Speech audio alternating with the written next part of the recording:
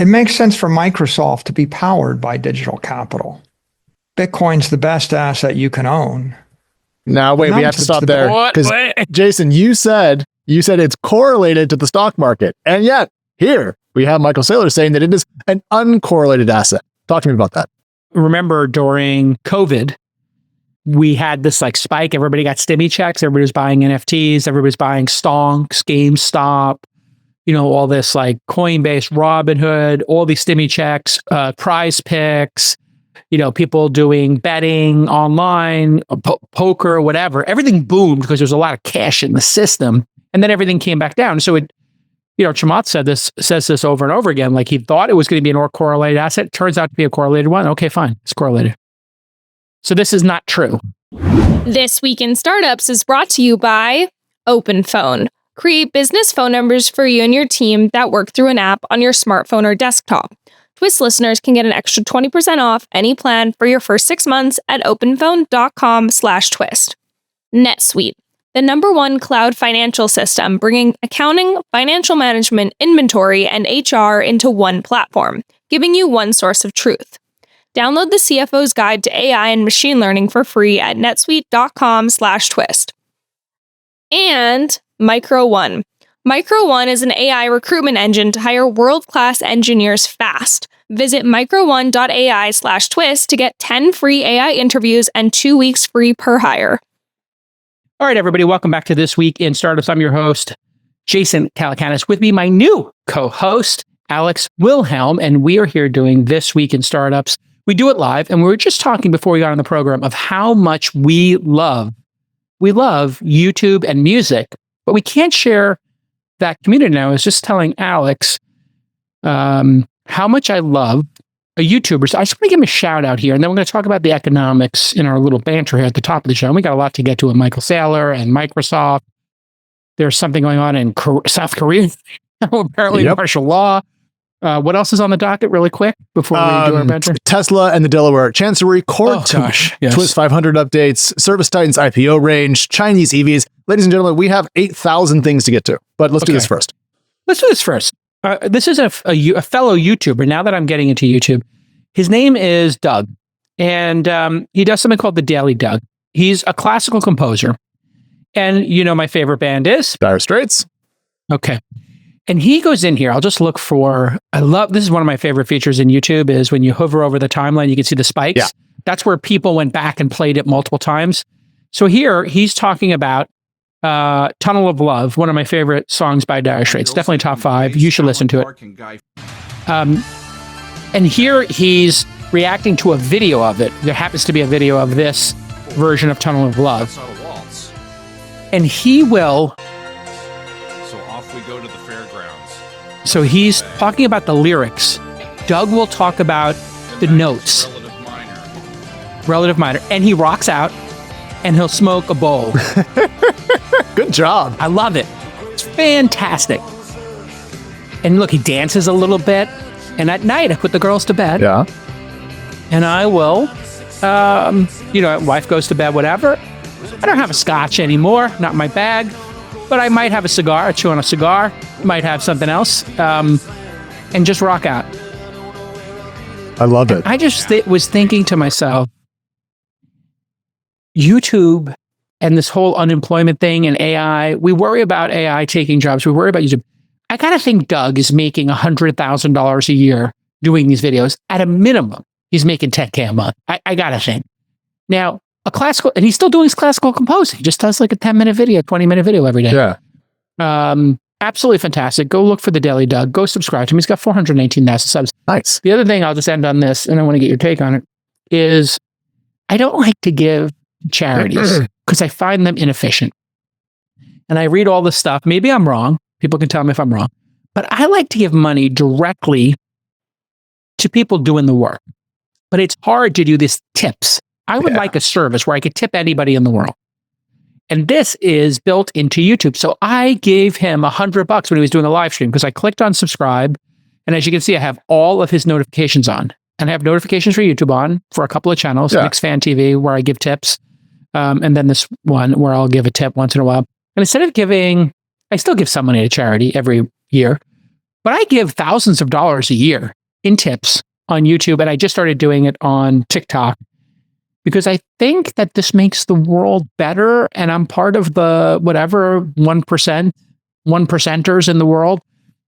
And so if everybody gave $1, and if like the whales like me give 100, and there's some stuff in between, I frequently, when I'm in Austin or whatever with my daughters, I'll take $100 bill. Or 50s. I like 50s for some reason. I'll keep 50s in my wallet. I'll keep it in my pocket.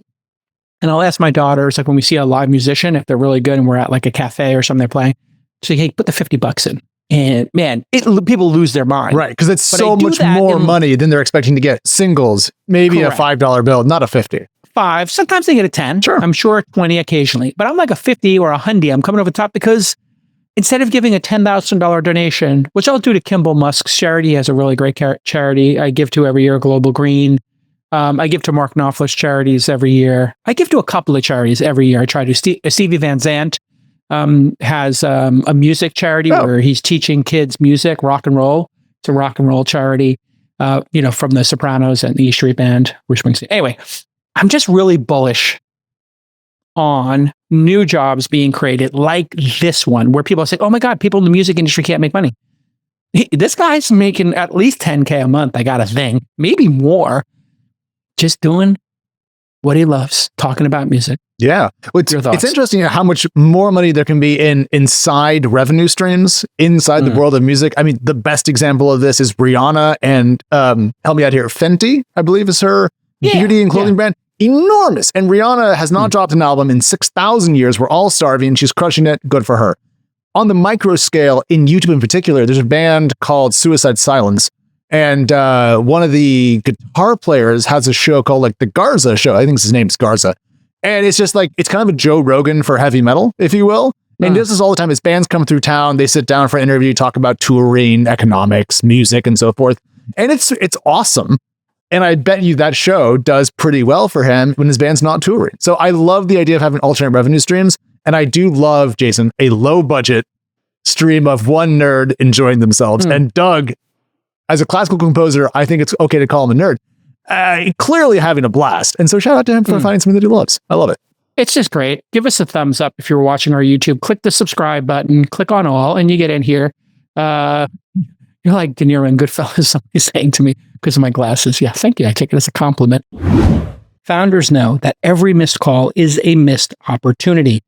Customers don't want to wait. They will call someone else if you don't pick up.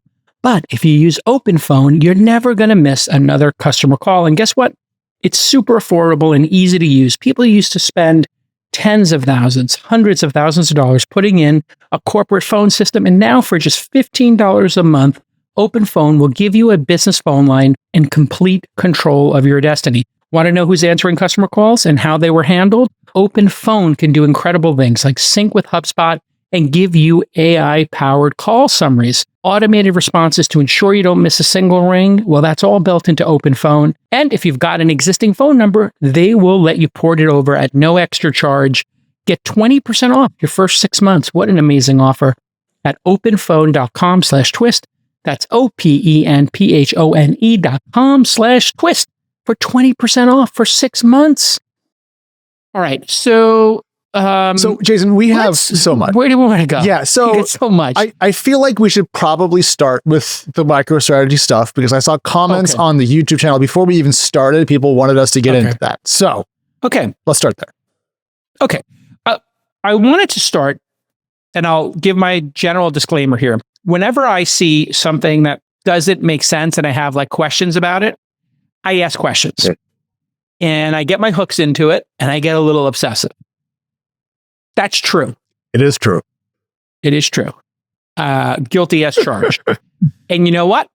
Theranos, I was the first person to have, who's the great journalist, John Carreyrou. Yes. I was the first person to have him on a pod talking about it. And you can go look it up. And we had a really deep conversation about it. And I just kept going on that. It's a little bit of like all the president's men. I got a little investigative journalist in me.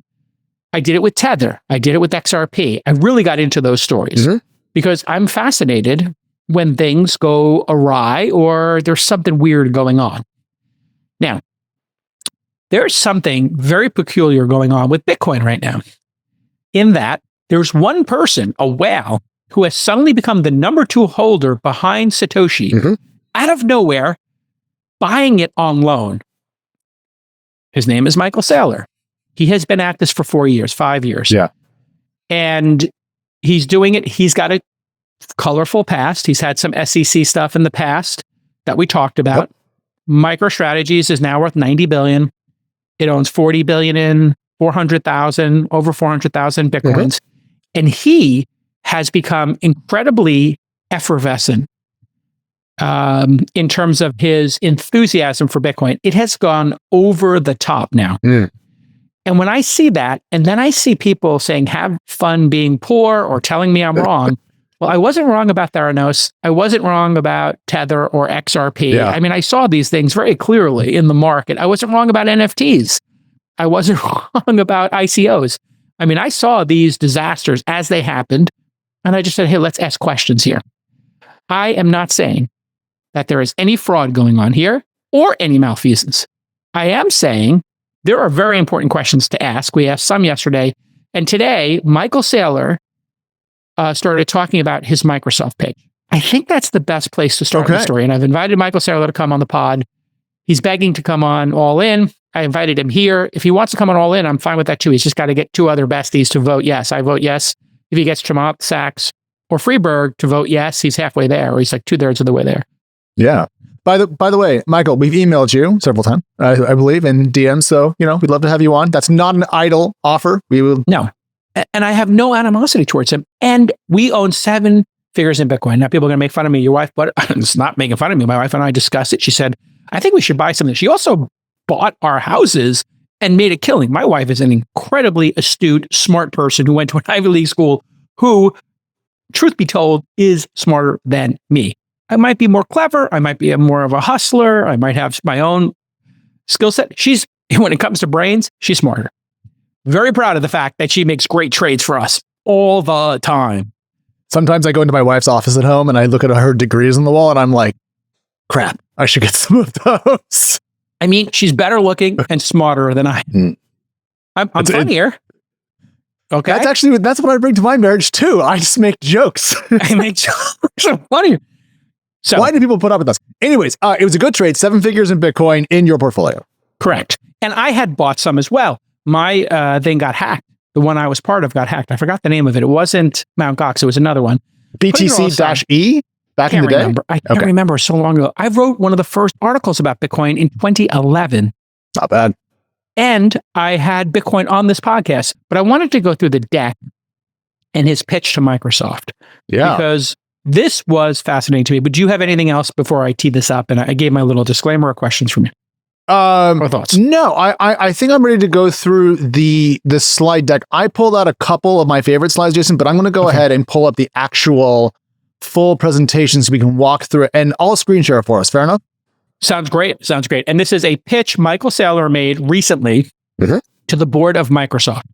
I don't know when he did this exactly, but he walked through it on Twitter. Yes. And he was on CNBC this morning in the studio saying all of these companies should start moving their treasuries to Bitcoin. And he claimed Microsoft would add not 1, not 2, but $3 trillion in market cap.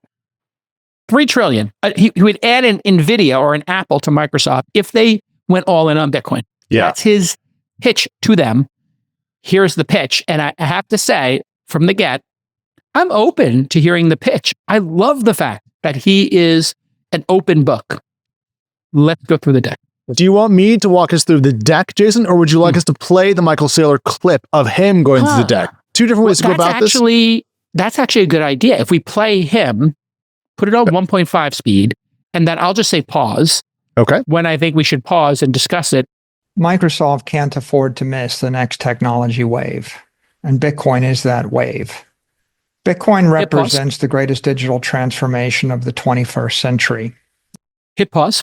Okay, go back to that slide for a second. And if you scroll back, what he's doing from the get-go is using fear. with Microsoft, I just want to point out that Microsoft is one of the most amazing success stories.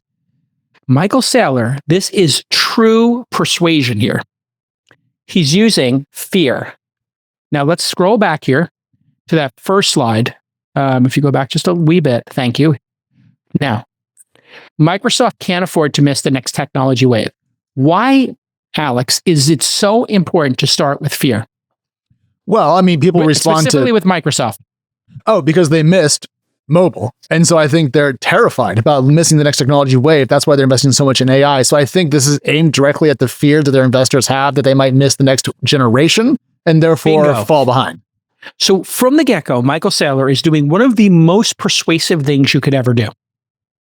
I know this as a psychology major. I studied persuasion. I studied influence. I've read every book on persuasion or influence. Some people might say I have people who follow me. So maybe on the margins, I have been persuasive in my career. Personal computing is the first technology wave, he points out. Microsoft defined it. Graphical user interface. Microsoft almost missed it, but defined it with Windows. Internet. Microsoft did not miss it because of Netscape. They built the Internet Explorer. They almost went too hard at that and got a Justice Department, but they didn't create Yahoo or Google.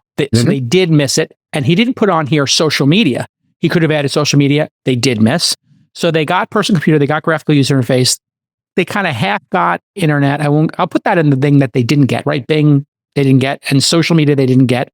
So 2 for 2, mobile computing, huge miss. Cloud computing, it was a miss, but they saved it with Azure. So I'm going to give that as one they got. Artificial intelligence, they didn't do it internally, but they saved it with the OpenAI deal. And then here we are with digital capital. Interesting way to frame it. It's really Bitcoin, but he's going to say digital capital. And he's saying, hey, you might miss it. 4 out of 7, they did not miss. They nailed. So let's keep going. But to be clear, though, if they had missed cloud computing and hadn't saved it with Azure, Microsoft would be in the absolute dustbin because that means they wouldn't have gotten AI because OpenAI's deal came to be because they had Azure. So this stuff can be additive. Anyways, shall we play? Yeah, please. Afford to miss the next technology wave. And Bitcoin is that wave. Bitcoin represents the greatest digital transformation of the 21st century. He's so good at this.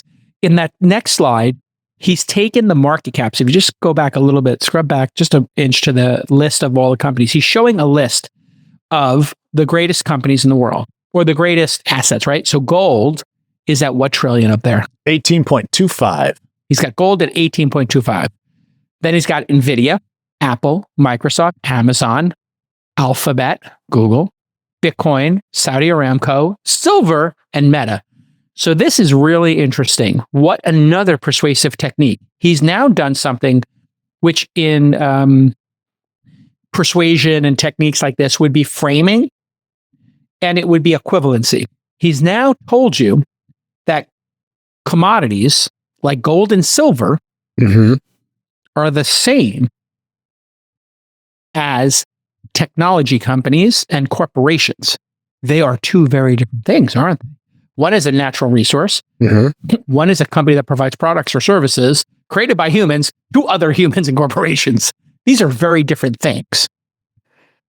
They're very different things. And also, I'll just point out before we start going again, it says most useful, which if you are a Bitcoin hodler, strikes me as a slightly odd way to frame it because you don't use it, you hold it. So, and then very subtly on here, he has the annual reoccurring revenue. Annual run rate. So I think that's annual rate of return. Annual rate of return for Microsoft at 18%. ARR is used many ways. And then he's got Bitcoin at 62%. And so this is where Bitcoin people can be really cheeky and clever. They can go from the start of Bitcoin when it was less than a fraction of a penny. I'm not sure actually what the actual first coins went for, but it was in the pennies or less. So he can start with that and then have a compounded rate on average of 62%. That previous 62% number, somebody can check me in the notes, please. What is the annual rate of return for Bitcoin in the last 5 years versus the last, I guess it's been around 12 or 14 years, something like that? 2010? if you wanted to invert the experiment, Jason, you could say, actually, what we should do is we should take Microsoft's market cap ARR and string it all the way back to when it was just incorporated versus when it went public. Because that value appreciation is lost when you start in this. Matters, right? Yes, when you start really matters for this. So it's like persuasive. When it was a private company. Yes, this is persuasive, but to me, it's cheeky. I think Jason might be underselling my view about this slightly. Okay, so I'm saying it's cheeky. What would the most cynical take on this be? Oh, that this is blatantly manipulative, and that as you watch this presentation, he goes through it so fast that no one has a chance to actually read the screens. And most people don't do what we do, which is pull up the actual presentation, go through each slide and think about it. And so you just get blasted with Bitcoin is the way. Right. And by the way, this is a hypnosis technique, a stage hypnosis technique. He may not know he's doing it. I'm assuming he does it. But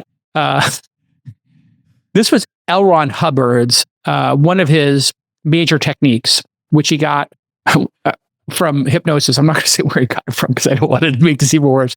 But it's called going down the rabbit hole. And down the rabbit hole. He wrote Battlefield Earth, right? Yeah. I read that before I knew about scientific. So there is a down the hypnosis rabbit hole technique, which is you say things very quickly and you put a bunch of acronyms in. And what happens is if you say a bunch of truths or truisms, so facts or truism, you know, a stitch in time saves 9, 2 birds in the hand's worth 1 in the bush, whatever it is, right? Early bird catches the worm.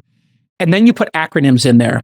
So the way L. Ron Hubbard did this is he would say KST, keep Scientology, KSG, keep Scientology going or whatever. So you put acronyms in there. And what it does is it just subtly puts it implants opinions as facts when they're alongside truisms. Interesting. So if I said to you, Stitch in Time is worth 9, if you had bought Bitcoin early, you would be at 62% ARR. And of course, as you know, a bird in the hand is worth 2 in the bush. So you might as well get your Bitcoin now rather than wait and get greedy. Yeah. Now I've said a bunch of truisms and that 62%, you know, might slide in there and you don't question it. But here he says it's the 7th largest asset. Okay. He hasn't included other assets in here. I don't see other assets in here like land. Real estate. Yeah. Real estate, land, commercial real estate, plutonium. I don't know what else is oil. Yeah. It isn't the 7th largest asset. There's many other assets that aren't included in here. So if you're going to include gold and silver, you would have to include corn. You'd have to include I would earth. love to know the value of all corn today. I have no idea what that is, but like another commodity, who knows? Well, on the CNBC clip, which we'll get to, he talks about soybeans. So if we're going to talk about soybeans, I also want to know the whole value of pig bellies, you know, which is another commodity that everyone wants to talk about. 7th largest asset, fastest growing. Okay, we can debate that. I don't think that's necessarily the fastest growing. Most popular? Bitcoin's I think the most popular? Microsoft has way more individual holders through index funds. Yeah. Uber's more popular, I think. I mean, Airbnb, probably more popular. I don't know. More popular how? Frequency of use? Most interesting. Is it the most interesting? Most digital? Can we get what that does that even mean, most digital? Dos Equis ad in here about the most interesting commodity in the world? Most useful. You pointed that out. That's ridiculous. Most global? I would say gold and silver are more global, but okay. I mean, it's definitely not the most global because other assets are allowed in more countries. And so the block. So we've already pointed out that he is just sending you a bunch of information really fast. Keep going. All right, let's keep going. That wave. It's going to take 2 hours. Bitcoin represents the greatest digital transformation of the 21st century. It represents digital capital. The global wealth is distributed across assets that provide utility and others that preserve capital. But risk is destroying trillions of dollars of that capital every single year. Sorry, I'll go back. There we go. The risk, I mean, all right. So he's going very fast here and he's talking about assets, right?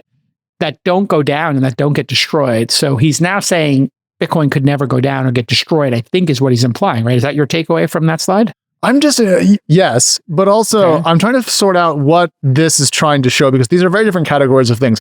Regulation constrains activity. Competition theoretically spurs it. I don't know, like expert war and crime, tenants, traffic. These are all ways to make money.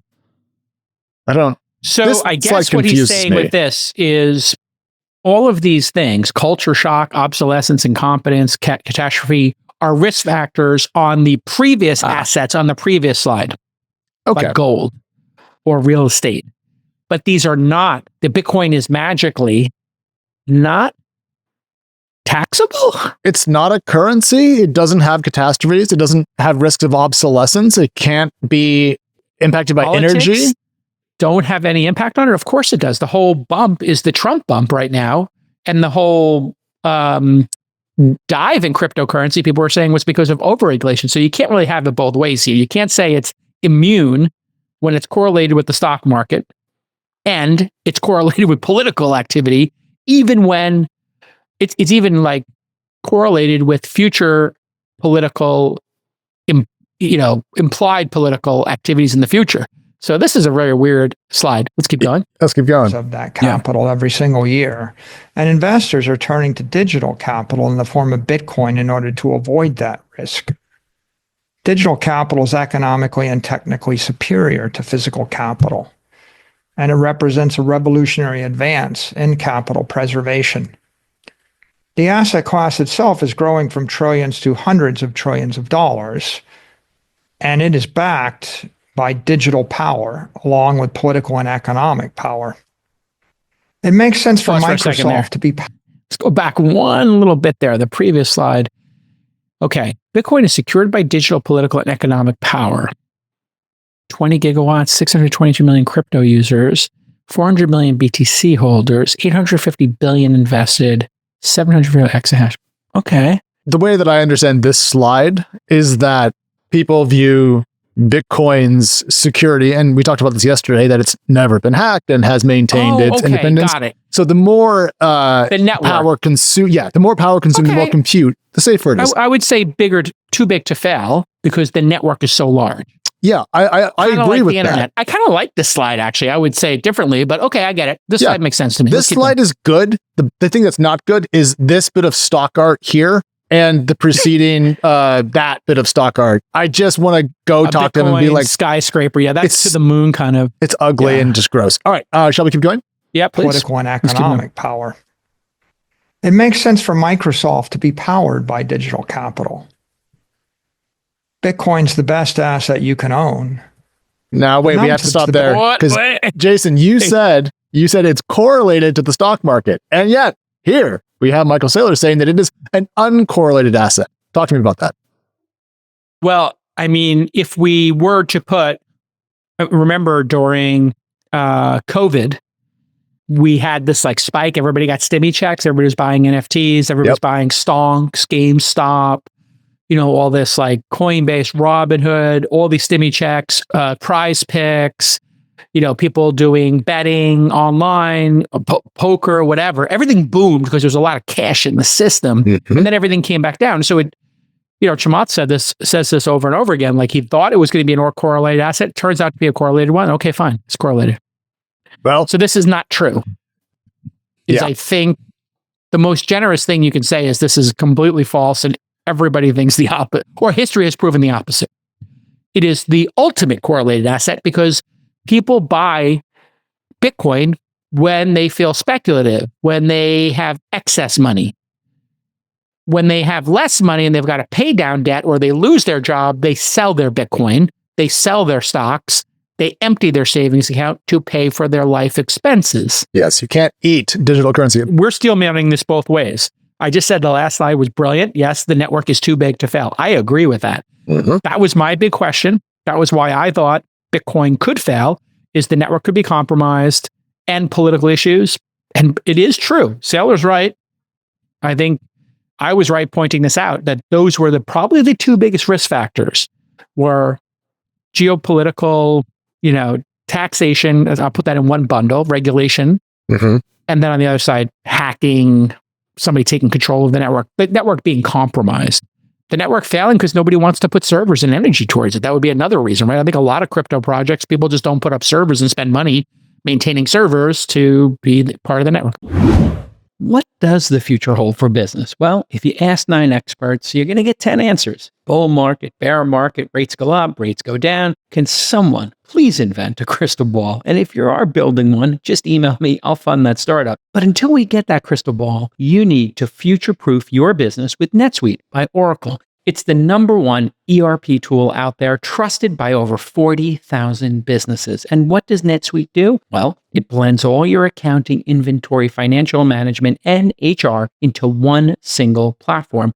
That means you have a single source of truth. And you need real-time insights, forecasting, and the visibility and control to make quick decisions with your business. In other words, you need NetSuite. So here's your call to action. Speaking of opportunity, download the CFO's Guide to AI and Machine Learning at netsuite.com/twist. The guide is free to you at netsuite.com/twist. That's netsuite.com/twist. Okay, let's go. Best asset you can own. The numbers speak for themselves. It makes a lot more sense to buy Bitcoin than to buy your own stock back, or to hold Bitcoin rather than holding bonds. If you're going to outperform, you're going to need Bitcoin. And those bonds. Okay, let's go back there. Okay, okay. So again, all of this is based on the 62 annual return rate. I think we have to question that. So this is the 62 versus the Microsoft 18. Then this is since August of 2020, just as a data point. And then... Oh, okay. So this is performance of Bitcoin since then, not MicroStrategy. Got it. Okay. Mm-hmm. Great. And then here again, so he's picking like probably when Bitcoin crashed, but okay. And this is since MicroStrategy adopted its Bitcoin strategy, Bitcoin versus Microsoft. And then... Oh, this is comparative to the S&P. Okay, so this is compared to the S&P. Okay. So that's why this is 48, not 62, and that's why that's 4, not 18. Okay. I mean, I get that bonds are down, right? We understand that. We get why gold is down. There's other opportunities. People don't want to be in gold. But gold has since surged. So if you were to put this in the last year, gold has gone parabolic, I think, in the last year. So anyway, okay. So this is where time horizons matter. And he's not showing a chart. He's doing selective framing. If you did a chart here, and you zoomed it out to the start of Bitcoin and the start of Microsoft, or you put year 0 of Microsoft, year 0 of Bitcoin as a starting point, that would be a more intellectually honest exercise here. So it's impossible for us to tell what's reality here. But you should question this, and somebody should make a chart that, refutes this. Or it gives a more intellectually honest view of it. Also, this is through November 27th, just as a data point. So this data is not inclusive of this week, in case people are handicapping at home. Here we are comparing MicroStrategy to various Magnificent Seven companies. Of course, here is the NVIDIA spike that we've seen recently. Tesla's done quite well. And then over here, we see Microsoft, and then Amazon is kind of the sick horse with the Mag 7. Mm-hmm. Okay. All right, let's keep going. If you're going to outperform, you're going to need Bitcoin. And those bonds are undermining your options market and your equity liquidity. Luckily, you have an alternative. We're going to come back to this, Jason, in the CNBC section, but one thing that he talks about is how you can hold commodities as a public company, and the idea is that you shouldn't have anything on your balance sheet but Bitcoin. And so that's what he's talking about here, and we'll get more into that, everyone, in just a second. So let's keep going. Okay. Public support for Bitcoin is surging, as is political support, as is support for the U.S. Bitcoin Strategic Reserve, as is Wall Street support. And the President of the United States says, never sell your Bitcoin. That's why we're entering year 1 of the crypto renaissance. And you have a choice to make. Cling to the past or embrace the future. Pause that. Yeah, I was literally going to click. So, Jason, why did this slide catch your eye? Because I have my thoughts. Okay, so this is, again, you're trying to scare people. It's a manipulation tactic, right? You're saying Microsoft you're framing this as a binary choice that nobody would say cling to the past. Everybody'd say embrace the future. Mm-hmm. But I could reframe this and say, stick to what got you here, or follow the crowds. Okay. Stick to what got you here is make great products and services that delight customers and businesses at high margins. That's what got Microsoft here. And don't follow trends and manias like tulips. So I just did the same framing with just different words, and I reversed it. See how easy that is, folks? Super easy. Also, everybody keep in mind that two of the things that are mentioned here, buybacks and dividends, are just the two pillars of traditional shareholder return apart from share price appreciation. A buyback is when you repurchase your own stock, constrains your overall float, makes each share worth more, and dividends is literally a cash disbursement to equity holders in the company. People like buybacks and dividends, Jason, who doesn't want to have a higher percentage ownership in a company and income. And I bring that up because I want to talk after this about how the view that Saylor has to me is it only does one thing. And I want to talk about why that matters. But let's keep going for now. We only have a minute left. There's another option here, clinging to the past in his mind. Where is M&A, R&D in this as an option? I would make the argument that buybacks and dividends are things people do when R&D and M&A is either, churning, great, it's cranking rather. So if your M&A is cranking and you're buying YouTube and WhatsApp and there's nothing left to buy, got it. Or, and by the way, they did M&A, right? I believe PowerPoint and Excel were M&A back in the day, part of the Office suite. And they bought Minecraft.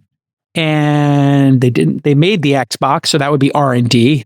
HoloLens, I think that was R&D. HoloLens was R&D. Connect, etc. But they bought Nokia, they bought Danger. Other things that were purchases that they made in M&A versus R&D. But anyway, 49% of OpenAI, pretty good deal.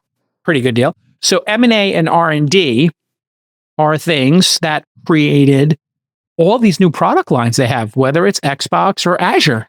Yep. Okay. So you notice that that's conveniently left out here as an option for money. Yes. So cash sitting on the balance sheet could go to a buyback, dividends, Bitcoin, M&A, or R&D. And when you frame it like that, or it could be in making a product or service better, which you could say is R&D, but you could also just say like hiring better, more talented people too. So talent and talent acquisition and professional development is another one. Investing in your people, in other words. So, okay. But my point was, and you nailed it for me, Jason, you underscore what I was trying to get at, is that in Saylor's view, everything else is merely subsidiary or supportive to purchasing more Bitcoin. And that to me is a relatively narrow approach. And we'll get to that in a slide that's coming up in just a second. Sure. Divest billions of dollars and slow your growth rate. Invest billions of dollars and accelerate your growth rate. You've surrendered hundreds of billions of dollars of capital over the past 5 years, and you've just amplified the risks that your own shareholders face. If you want to escape that vicious cycle, you're going to need an asset without counterparty risk. What if you could buy a $100 billion company growing faster than Microsoft for 1 times revenue? Pause. What if you could keep doing? I think you just described MicroStrategies. Right, they're worth 80, 90 billion.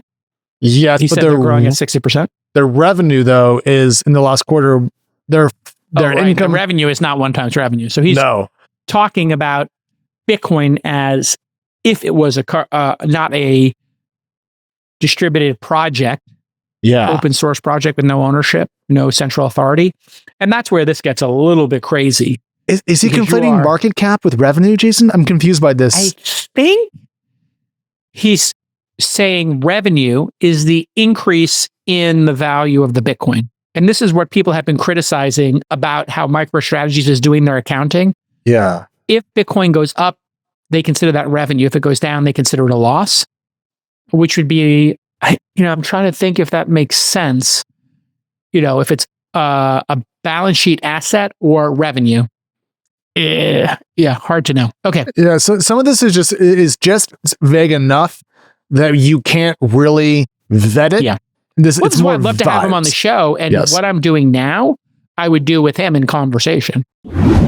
Founders, knowing what to build is half the battle. You need the team to build it. And recruiting is so hard when you're a startup. You're competing with all the big players. They have unlimited budgets. Let's face it, you got a budget you got to hit and you got timelines. So if you need help, that's where Micro One comes in. Micro One's going to help you scale your product team in days, not weeks or months. And they handle the search process. They handle all the vetting, and they even do the onboarding and paperwork for you. Imagine you had this like magical AI and you could tell them exactly what your engineering needs are, and it could deliver exactly what you need right away. Well, Micro One has built an AI engine that interviews tens of thousands of engineers, designers, and AI trainers every month. They then pick the top 1%, and then they help you onboard those developers, those designers, and AI trainers for your startup while handling all the legal and compliance work so you don't have to.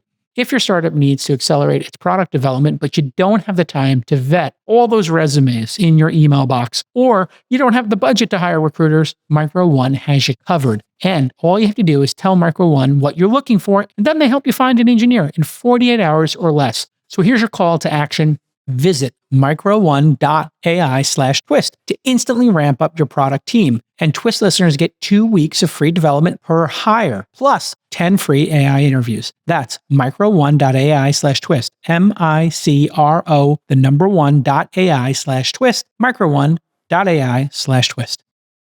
What if you could keep doing it every single year?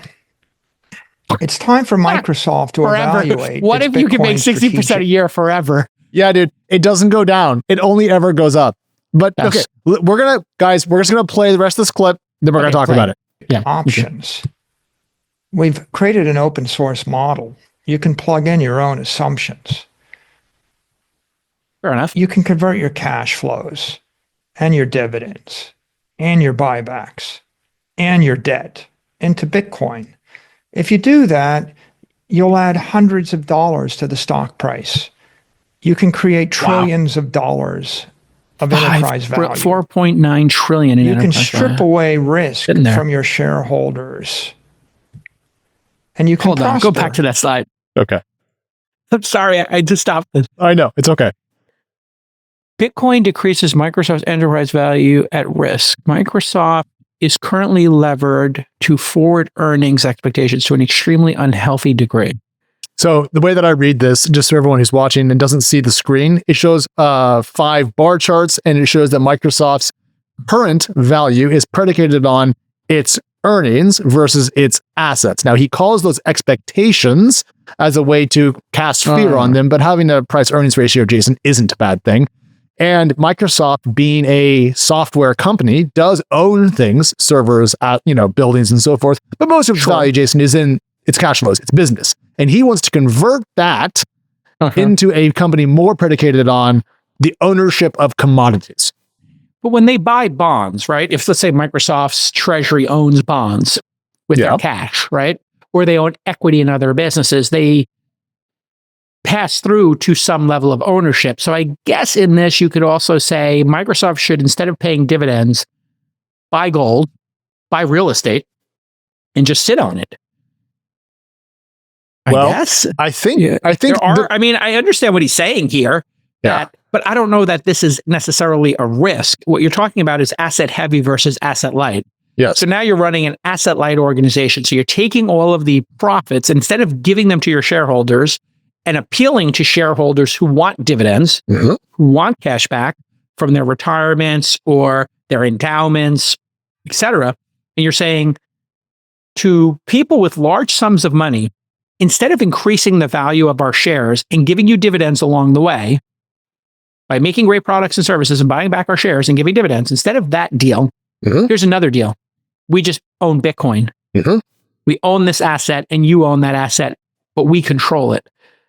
Those people have access to just buy Bitcoin themselves. So if you were a giant hedge fund, if you were a giant retirement, if you're CalPERS, if you're buying an index fund, if you're an index fund buying the index, and Microsoft is whatever, 5-10% of the index or whatever, wouldn't you have the ability to just buy Bitcoin or real estate directly and not have this intermediary? Yes. And I'm going to go ahead Why would you stop, blend those? I'm going to stop sharing so we can go over to the CNBC quote, because I have his answer to that, Jason. So let me explain that. So we pulled the transcript from his CNBC appearance from this morning, and he explained what a Bitcoin treasury company does, which is what he says his company is. So he says, we're securitizing Bitcoin. Primarily, our job is to bridge the traditional capital markets that want bonds, or they want fixed income, or they want equity, or they want options, and we plug that into the crypto economy, and we use Bitcoin as the vehicle to do that. So the argument, as far as I can tell from what he said this morning, is that people want other ways to access Bitcoin who cannot purchase it in the way that you described. I still do not understand that. That's not true. I mean, you're literally talking about the most sophisticated players in the world. You don't think the CFO of Microsoft and the people who are investors in Microsoft have access to Bitcoin or the Bitcoin ETFs? Didn't you say you, Alex Wilhelm, have access directly through your Schwab account or your Robinhood account, whatever you use? I don't know what your jam is. E-Trade. You have access to Bitcoin ETFs. Not only do I have access to Bitcoin ETFs, I have access to a plethora of incredibly low-cost Bitcoin ETFs that have enterprise-grade custody via Coinbase. Or I can go to Coinbase, or I can go to Kraken, or Bybit, or Gemini. Isn't Gemini the Winklevi brothers? Winklevi. I apologize. So here's the thing. I don't think anyone... The reason people are so up in arms about us asking these questions, specifically me obsessing over this for the last week. I'm okay with that. Yeah. I'm just asking questions, folks. I think the reason people are so upset is that I am being a voice of reason and making completely valid counter argument to his argument that you should just buy it direct instead of participating in MicroStrategies. It's such a clear argument that the only way to stop it is to insult me personally. And then when presented with the fact that I'm also long Bitcoin, people will double down and attack me and say, just have him on the show. And I said, he can come on the show anytime. Yes. And then they say, well, the other podcast. My girlfriend always goes to a different high school, ladies and gentlemen. There's always a different reason here of why the valid observation that we just made, just multiple valid observations, that it's wrong. And I'll tell you why. If you own Bitcoin, which we do, both of us, not insignificant, so we believe in it. I'm not going to speak for you, but just facts are facts here. We both believe in it, obviously, or we wouldn't own it. The fact that we're taking the leading hyper of Bitcoin, who is trying to get the third or fourth largest company in the world with some of the largest amount of cash, he's trying to goat them and pressure them into buying Bitcoin. And he's rewarding other public companies that are buying Bitcoin by going on CNBC and giving them kudos and then retweeting them and giving them kudos.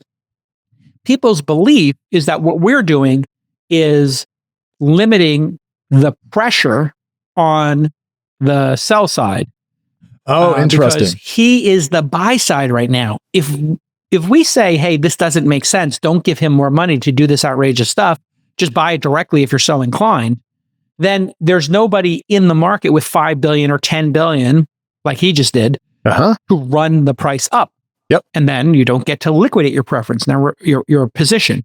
Remember, in order for him to buy it, there's some amount being mined, but he has to be buying other people's holdings. He is. Other people have to be clearing their position, right? There's not, just to be clear, if he's buying $1 billion a day, which he did the other week, how much Bitcoin, new Bitcoin, is produced by miners, and are they willing to sell it anyway? So he's got to be buying, other people are clearing their position. My belief, and what I heard from the back channel, is OGs are clearing their position to him, and they're delighted by it because they think this is a high watermark. It will come back down to 50, and they'll buy in again, and it just rinse and repeat, and just ride the waves up and down. And yeah, of course, the wave seems to be higher highs. Yeah, and that does seem to do a lot of that. And Godspeed for everyone who likes to ride the volatility roller coaster. I want to just say one more thing about this, because I did read I watched the CNBC clip twice, pulled the transcript, and I found one section that was very interesting to me, Jason. I'm going to quote Mr. Saylor, and I want you to find where I think the ball is being hidden in this particular quote. By the way, he also said earlier that due to the capped nature of Bitcoin, quote, you can expect it to keep going up. But anyways, here's Saylor. Quote, we sold $1.5 billion worth of stock backed by 500 million worth of Bitcoin. We bought back 1.5 billion of Bitcoin. We captured nearly $1 billion gain in the arbitrage. That we can do with equity day by day. When we do it with debt, we issue $3 billion of debt that's backed by $600 million of Bitcoin that comes due in 5 years. We pay zero interest. We buy $3 billion of Bitcoin. We capture 2.4 billion in the arbitrage gain up front. But then over the course of the 5 years, we double or we quadruple the investment because we're buying an asset, which is appreciating faster than the asset. I think he means than any other asset. So I figured out, I read this like 5 times. When he says we sold, and we sold 2 billion and got back $1.5 billion, it's the net asset value thing. Essentially, right now their stock is worth more than their Bitcoin, so they can sell that, and then they could try more, and then they get more rewarded. So the sucker at the table is the person buying MSTR in this case, because he's saying he's arbing the Mr. shareholders. If you buy MSTR, if he sells you at 80 billion and he's got 40 billion in NAV, the net asset value, the value of the Bitcoin. Sure. Then you're the sucker because you're buying something at 2 times the price. And the only way to say you're not a sucker is if Bitcoin doubles and fills that in versus you buying the S&P or the QQQ or whatever other asset you were going to buy that would grow at 7 to 15% a year, 5 to 15% a year. So there's a lot of risk here. All of this is predicated on a 60% growth rate continuing. And so if you trust Michael Saylor more than you trust yourself to buy Bitcoin, then bet on Michael Saylor. I think some people might. I mean, maybe he's so audacious that if you want to go with the most audacious, craziest, all-in chips person, maybe that's the better bet is to buy Mr. Maybe. And maybe there's a chance you can appreciate faster than Bitcoin. Maybe. One last thing, though. Saylor wants to take Microsoft and essentially use it, the whole company, according to his pitch, dividends, cash flows, buyback, all the money to purchase Bitcoin. Why do anything? Why not just buy Bitcoin? And then that was kind of where I thought this hypothesis kind of gisted down to, what it boiled down to. And then I realized that's what he's doing. He's turned his whole company into simply a vehicle to purchase more Bitcoin. Well, I don't know, man. There's other stuff I like to do. I like to work with other people. I like to build things. I like to make shows. I like to, when I was at Crunchbase, it was great to do that stuff. Like, I don't know. There's more to life than just buying one asset and holding on to it. Yeah. I mean, and just to put everything in perspective, this is all going to come to a head in the coming years because there's going to be 21 million Bitcoins created eventually, right? That's always been the plan. There's 900 or so created a day. I heard somebody there's 2 different numbers in the chat room of people saying how many Bitcoins are getting mined every day, but let's say it's under 1,000. So there's 100 million being made a day. If he's buying $1 billion in a day, he's got to get 900 million that were not mined that day at least. So there are like over 2 million coins left to be mined. He's going to buy up more than that. I mean, this is, I'm trying to sort out that number for you. The really interesting comments, I'll just go to the comments here. I think a really interesting comment here is, why wasn't he doing this? Bradley Anderson from X says, why wasn't he buying at this volume when it was at 30K or 40K or 50K? Yeah, that's a good point. I wonder why he wasn't going all in at that point. Maybe there wasn't enough hype mania to do the convertible notes at that time. I don't know. Well, I think there's been, as the share price of MicroStrategy has risen quite a lot in the last year, he's had more access to more capital, right? The sums are getting larger. Yeah. So there's an amplification effect going on. And you know what's really nice about this, Jason? It is a free market. And so if people wish to buy into the MicroStrategy effort, Godspeed. I don't think you and I are going to stop holding or buying Bitcoin and instead buy MicroStrategy, but it appears, according to lots of folks on the internet, that they are. So may our concerns be overblown, may their bags be large, and may everyone make a lot of money. That's where I kind of leave this. I don't get it, but hey, you know what? Free country. Free world. And come on the pod anytime. Saylor, if we got something wrong, by all means, tweet it. We'll retweet it. We'll engage you on X. He's at Alex. I'm at Jason. The show is at TWI Startup. So we're totally fine being wrong and asking questions. And I'm reading the chat in real time now. So we have said, just so we're clear, we're both long Bitcoin. We're not accusing him of fraud or anything like that. Nope. We do think the pitch is, I think the pitch is crazy, and it's incredibly high risk. And I think you should own your Bitcoin yourself. That's all. Yeah. And also, I would love to get, Amy Hood is the CFO of Microsoft, right? Memory serves. I would love to get Amy's take on this because I have to say she's been really solid at Microsoft in my view. So I would be actually legitimately not kidding. Like I would love to know, like what does the CFO of a multi-trillion-dollar company think of something like this? Because we're only getting one side. Mike Roche is saying this is like watching your brother-in-law tell you everything is wrong with Bitcoin and they know how to fix it. It's insufferable. No, I'm not saying I'm the expert on Bitcoin. I mean, I've been covering it since 2011. I've owned it since $100. I am in no way saying I'm an expert on it. I obviously have bought it, set it, and forget it, and I don't spend my time doing this, all day long. I think it's a good to have 1, 2, 3, 4%, maybe. Every time I see one of these Bitcoin 1%? Podcasts, Jason, 2%, yeah, they're saying the same things. They're like, Bitcoin is great, and then the other host is like, yeah, Bitcoin's great, and I'm like, dope. What else you got? Like, what do you do at a Bitcoin conference other than walk around going, hodl? Like, I don't know. I mean, Jesus Christ. Yeah, I mean, I think the thing that would have broken Bitcoin out is if it actually had use cases other than, this store of value and, digital gold kind of situation. And the scarcity wasn't the main feature. But apparently that's the main feature. It would have been really cool if you could like build more on it. But I guess the other protocols are much better at that. Solana, Ethereum, etc. Yeah, especially if you look at like Base from Coinbase and so forth and all the LTS. All right. Anyways, Jason, so possible ways to go next. South Korean martial law and the denouement thereof. The brouhaha in Delaware, or we can riff into the Service Titan IPO price range. Where does your heart desire? What do you think? What is the audience? What do you think is the most important story here where we can add the most value? Yeah. Well, I kind of have a somewhat contrary view of the Delaware court situation. So maybe we should go there. All right. We have memes from Jason. We have recaps, but why don't we start, Jason, with your description of what the court said in January that kicked off. No, you tee up the story because you got the facts right there. It'd be easier, and I'll just give the color commentary on it. All right. So, Jason, Elon Musk, Tesla, well-known relationship, long-term founder, had a relatively aggressive compensation package that was set up to be hit with certain milestones. As Tesla grew and appreciated in value, he would make more money. This was the largest pay package in corporate history, at least that I'm aware of, and was controversial for its size. Two schools of thought here. Well, also controversial because people thought it was unobtainable.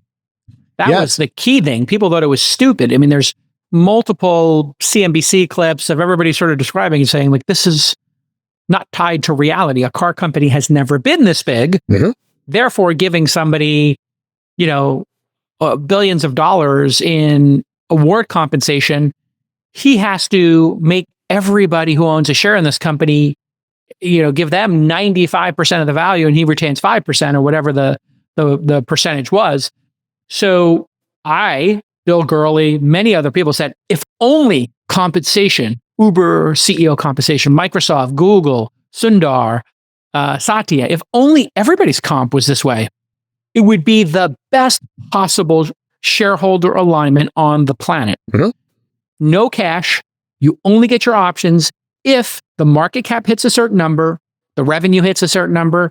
This way, the incentives are perfectly aligned. How many times do we see a stock go sideways? Mm-hmm.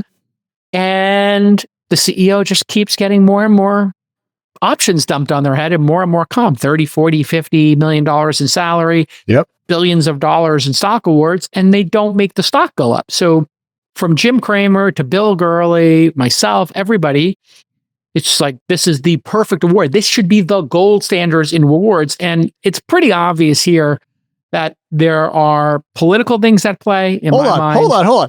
Do you want me to tee this up or do you want to tee it up? Sure. Okay. Yeah. So I think there's a little bit of political stuff here. And I think there's a lot of like law firms, because the person who brought this case owned 9 shares of Tesla? The person who brought the case was not a major material shareholder, but 9 shares. As far as I know, maybe he made a ton of money. Maybe that's all the shares he could afford to buy.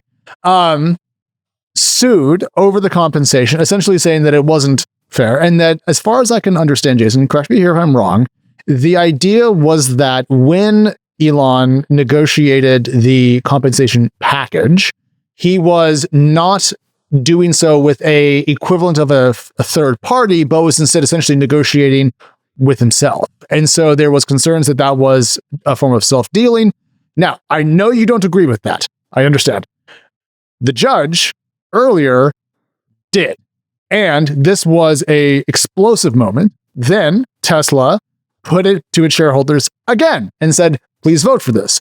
Then they went back to court and said, our shareholders approved it. Then the judge said no, and there were 4 fatal defects in their approach. And then after this, everyone has gotten very, very mad. So Elon and Tesla have lost again and will say that they will appeal. And we presume this is going to go to the Delaware Supreme Court. Okay, over to you. How many times do the shareholders have to vote in favor of the greatest CEO of all time, up there with Steve Jobs, Bill Gates? I mean, this is rarefied air. How many ways do the shareholders have to tell a bunch of judges and the courts, we want this guy to get a pay package that is commensurate with the acceleration of the value of the company and the value it's providing to humanity.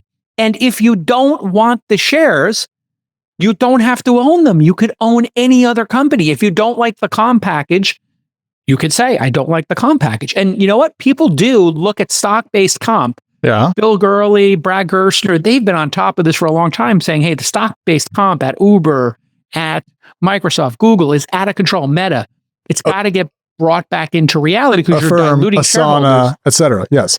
Yeah. And they, I think, make a compelling case. But there's also the case that if you don't like it, you as a shareholder get to vote, or you get to buy another share where they don't have stock-based comp that you don't agree with.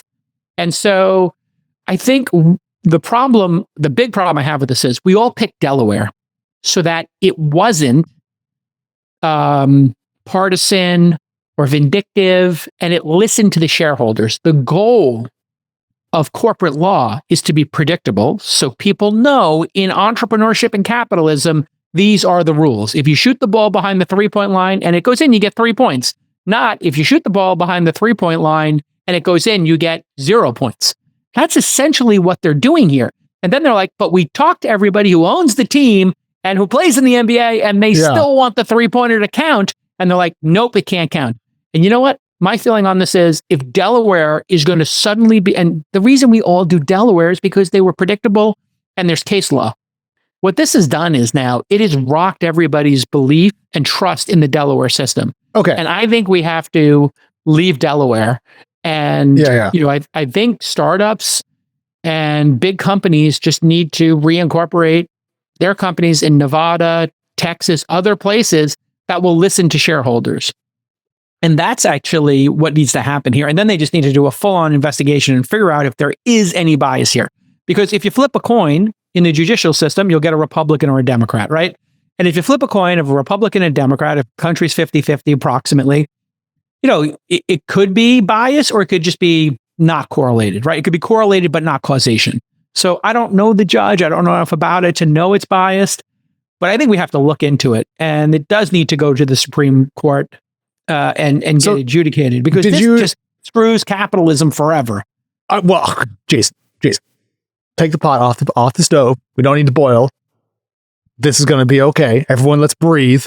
Elon Musk is going to make rent. It's not about Elon's personal wealth. He's the richest guy with this or without. I know. It's just about how do we regulate the game? A person with 9 shares or something crazy can hire a law firm that gets paid $350 million. The lawyers here are doing this for a payday, and so it reminds me of drive-bys. Go ahead, you tell me. Everyone does things for a payday. You're using you're going back to the Michael Saylor thing. The way you're framing this is really a little bit. Tell me why it's wrong. Tell me the wrong. I'm not saying you're wrong. I'm just saying it strikes me as a relatively imbalanced presentation.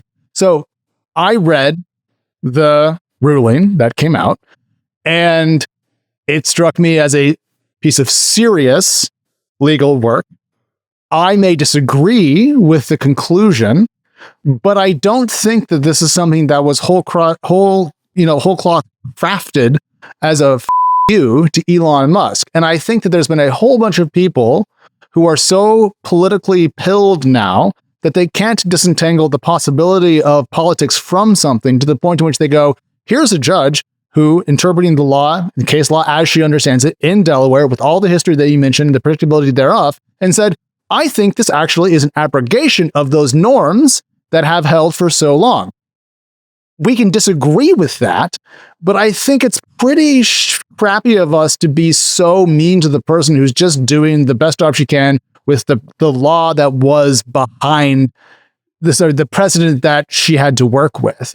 And if you don't think that compensation committees and boards should be independent, then I don't think there's an issue here. But I think that her perspective here is at least sufficiently serious as to warrant serious complaint versus what I think I'm seeing a lot of, which is just people saying, oh, this is politics. Oh, fuck Delaware. You know, it strikes me as a childish response to the legal system, especially when Elon is currently throwing as much sand as he can in OpenAI's gears out of pure pick and using the legal system to do so. And when a lot of folks that are on the Tesla side of this thing liked it when people used money and the legal system to kill certain media properties. So to me, there's a lot of hypocrisy here about the law should always correspond to what I think because I have more money.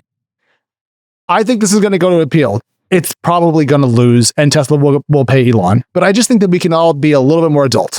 You know, the reason I think entrepreneurs do not give, or the capital allocators do not give the benefit of the doubt to this court is because shareholders are supposed to make these decisions, not the courts. And the shareholders, if there was one vote, you could maybe make an argument. But when there's a second vote, everybody's like, no, give him this. We want this CEO to be in this position. For a court representing somebody with 9 shares to do this, it makes it feel like you're going to break capitalism. Just like the patent trolls, you know, if you don't stand up to them, could break capitalism where they troll people. And so the law, and if you think that Elon's doing lawfare against, you know, Sam Altman, I mean, he's taking a nonprofit and flipping it to a for-profit. So this is when we run into our different set of personal allegiances. And I know Elon is your friend, and you're not going to take I'm also friends with, or a friend. I was friendly with Sam. I don't know if I am anymore. Do you think that Elon Musk's lawsuit against OpenAI is because of his charitable views towards the world, or because of personal pick due to how his relationship with Sam Altman fell out? Because I know what I think. It's because it feels unfair to take all these $100 million donations and then flip it into doing the opposite and giving half the company to Microsoft. Why does Elon get to complain when he thinks things are unfair, but the shareholder that sued Tesla doesn't get to complain when he thinks things are unfair? The shareholder does. And then the shareholders voted a second time. Right. And they're holding it up, which is like, that's the problem I think everybody has. And it's like, there's no damage to the shareholder. The shareholder made a massive profit on it. So if there was damages, I'd be like, yeah, sure. If the stock collapsed and you gave a job, if we take Elon's name out of it, we just put in Satya Nadella or whatever. We all love Satya. Yeah. And if he got a huge compensation package and then somebody sued because their shares and they lost money, then it would be like easier. You're like, okay, sure. This person gained, this person lost, feels unfair. Yeah. You know, in this case, the person gained. And so that's where I really have a problem with it. Because then it's like, well, I didn't gain enough. And it's like that last 5% of the gain, like it's so obvious that Elon, you know, basically gave up everything to have Tesla survive. I watched him do it. Yeah. He almost went bankrupt funding that company. He didn't go bankrupt, but actually funding the company. He was on loans from his friends. He's talked publicly about that. Yeah. And getting the Model 3 out was a Herculean, you know, amazing effort. And the company almost went out of business a second time. I see. And so when you see, in my case, my friend, or just appreciate an entrepreneur, risk it all And then somebody with 9 shares who made a ton of money comes in and is so ungrateful, they sue the company to do this. So the lawyers can make a bunch of money. That's where it tweaks entrepreneurs. That's why you're seeing consensus amongst the Bill Gurleys, the CNBC anchors, me, and anybody who's in capitalism or capital allocation. Why did the CNBC anchors make the cut there? That's funny. Because they cover it every day. Yeah. And that's why I do include them in it, because they also were like, at the time of the compensation package, there's that famous clip of them saying, like, Andrew Sorkin and everybody at the front of the table being like, this is ridiculous. Like, he'll never hit this. It's a big package, but he'll never hit it. And they study and they comment on all day long executive compensation in this issue. So that's why I think they make the cut. And then I put Bill Gurley in because he's been at this for a long time. And I'll put other CEOs in and myself and other investors because they also have seen this. I think that's why this is so tweaking for everybody. It's like, what does the guy got to do to get his package? Well, you want CEOs to be and also we want CEOs to be compensated this way. We want their success tied to the share price. That is the ultimate alignment. And it's infuriating when people break that alignment. And now we got the system breaking. I think the reason why I've been slightly irked by this is there is the what is reasonable standard, person with 9 shares versus person who went bankrupt building the company and made it worth more money. That's a very, very reasonable point. And I think that nests well into your point that this is why people are tweaked. My point is, if we want to let that be the standard for how decisions are made versus what is the law, I think that we get into a sticky place. So I think the best thing to do here is to run this up to the Delaware Supreme Court, sort out if they agree with what the judge said, because we should take her opinion seriously, because she obviously put a lot of work into it. I read it. I'm sure you've read it. We can all access it and go through it. And there are lots of interesting things in there people can learn about, like conflicted controller transactions and how compensation committees work and how independence is supposed to work on a board and normal corporate governance. And then we can decide what's best to move forward. But I just think that we should not start throwing invective at people who are doing their job inside of the legal system when we don't get a judgment that we like, especially if we are a lawsuit happy group. Yeah. Okay. I mean, fair enough. Everybody looking at it from the business side just looks at it as profoundly unfair. And anybody who's in the capital allocation business is infuriated by this because this is how capitalism is supposed to work.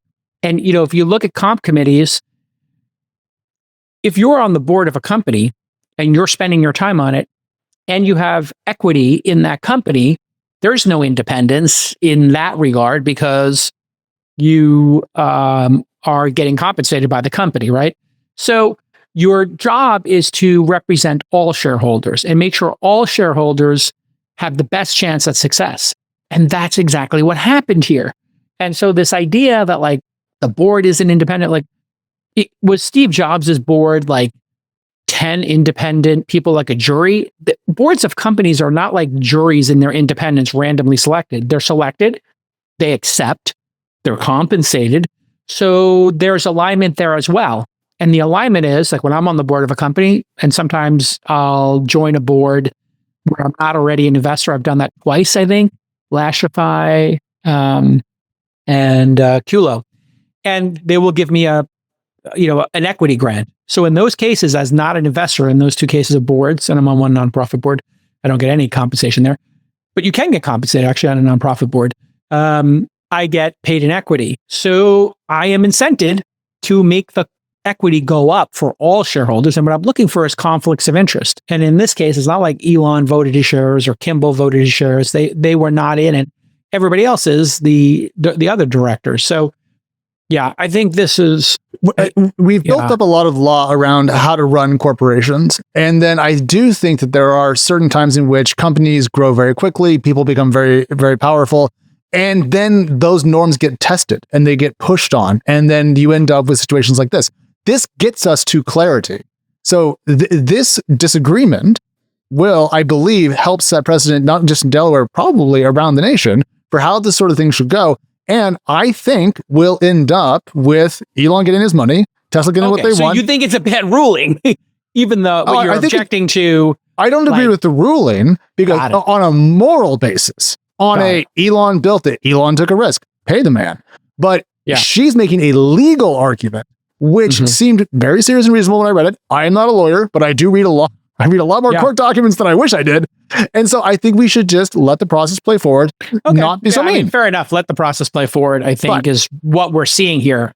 Every time I watch it, I'm just like, oh my God, this is so frustrating. To make you feel better, though, we've pulled some tweets. And I'm not a shareholder in Tesla, by the way. Not a shareholder in Tesla. Wasn't an angel in Tesla. So I don't have a horse in this race.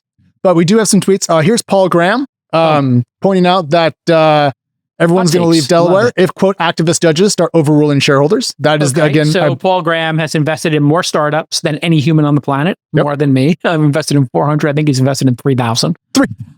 Can you imagine doing his... Actually, if they're doing 500 a year for 10 years... Can you imagine his taxes? 400 a year for 10 years, 4,000 maybe even. Wow. Yeah. And then here's Jason Limkin, one of my favorite people in the technology world, saying that it's interesting how a default don't think about it choice since we started in tech, i.e. incorporate in Delaware, is now upended. So this is the business sentiment. Past my point, this is what people are saying, underscoring what Jason has been saying this whole time, which is the folks who are out there are pissed. And yeah. And then just because I love you, here's the meme. Oh, well, this is me. Oh, yeah. I only have the one meme. Yeah. No, there's a second one I did, which is wake up, honey, or can I get a wake up call? You see that one is on my No, I thought I went through all your tweets. I missed that one. Sorry. There's another one where it says, can I get a wake up call? And then somebody just does this whole thing like the Delaware court is biased or whatever, the thing you're objecting to, which, listen, and I got to admit, when all the lawfare debate over Trump's 6 different cases, when I looked at those 6, I objectively looked at the 6 and I was like, these 2 would not have occurred if Trump wasn't, if it wasn't like New York and it wasn't Trump. And even like the governor of New York said that probably wouldn't have happened. And those ones felt biased.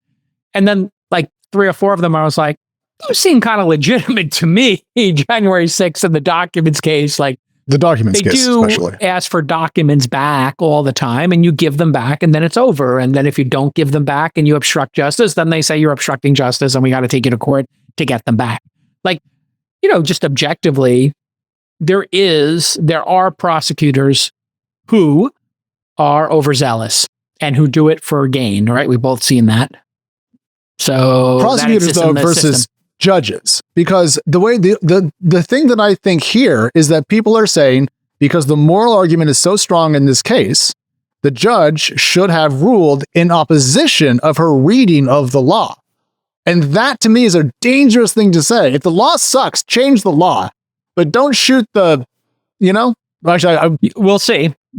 Yeah, I'm going to retire shoot the messenger quotes because don't worry about it. It's not your fault that there are crazy people on the planet, Alex. I will not. We can disagree about this one, but I'm not going to make you responsible for crazy people. We agree on like 98% of it. I'm just saying, if the law is wrong, let's change the law. Let's not bash the judge who's trying to interpret it. Yeah, and I understand the Trump people's lawfare arguments and why they're upset about it. Because when I saw like the case in which Trump was actually guilty, I was like, oh, they upgraded those misdemeanors to felonies with the hush money case. I was like, this feels like a speeding ticket that should have been settled. And when Letitia James was going out saying like, we have to hold this guy accountable, vote for me and we'll get him accountable. I was like, and then she was like tweeting how much he owes every day. I'm like, makes it seem, even if you weren't biased, you're making yourself seem biased. You're making it seem she was an AG, right? She was an attorney general, and she was like, I'm going to go after Trump and lock him up. And she was like tweeting the amount of the judgment against him every day and what the fine was if he didn't pay it, like the additional interest. Yeah. And I'm like, oh my God, you're just feeding into the lawfare argument here. Just play it straight like Jack Smith was, I think. Is that the guy's name? Jack Smith? Yeah, I think he was. Yeah. Like he was like very procedural. Like if it, like Mueller was actually very procedural. It's like, I don't think there's enough here to say Trump colluded, but there was a bunch of smoke and obstruction of justice. We're done. Yeah. Well, ladies and gentlemen, just to wrap this up, people are moving to Texas, Nevada, and other states are going to vie for their incorporation. And you know what? Great. Okay. There it is. Hell yeah. Democracy Labs. Let's do them. Okay. How long have we been going for? I have no idea. An hour, I think. An hour? All right. Yeah. Give me a startup. Give me a startup we added to TWiST 100. Maybe that's a good way to end on a positive startup note. I'm going to do... watch this. Okay, TWiST 500. Jason and I are building a list, top 1% private market companies. Which companies are going to have the biggest financial outcome? We freaking love this. Been a lot of fun. Jason, news.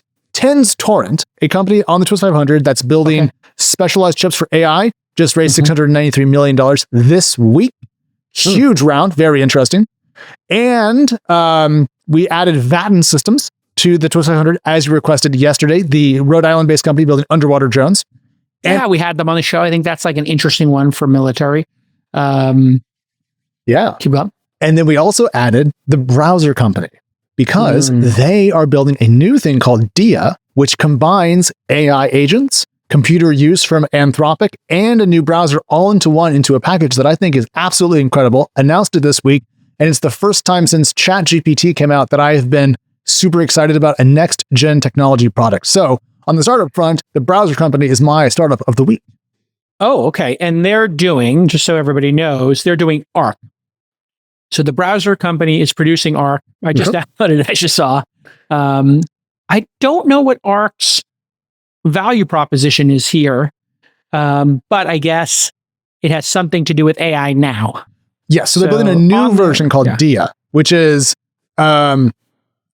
remember how I've said on the show that I want to have an AI agent that follows me around and knows my personal context across my devices and is intelligent and can help me do my things? They're building that at the browser level versus the operating system level, which is probably a faster way to do it. And their vision seems quite large. So to me, someone's taking the big bet to make something incredibly difficult. It looks like, looks like this browser is doing a bunch of UI stuff, but now that AI's happened, here, pull up diabrowser.com, DIA browser.com. This is the thing. They made an 11-minute faux recruiting video and then used Dia as their pitch, like, come help us build this thing. And it looks awesome. I'm really excited about this. I put it in the newsletter yesterday and added them to the TWiST 500. Awesome. All right. Go to TWiST500.com. You can see them there. You can nominate a company at TWiST500.com. We'll see you all tomorrow. Bye-bye. Bye-bye.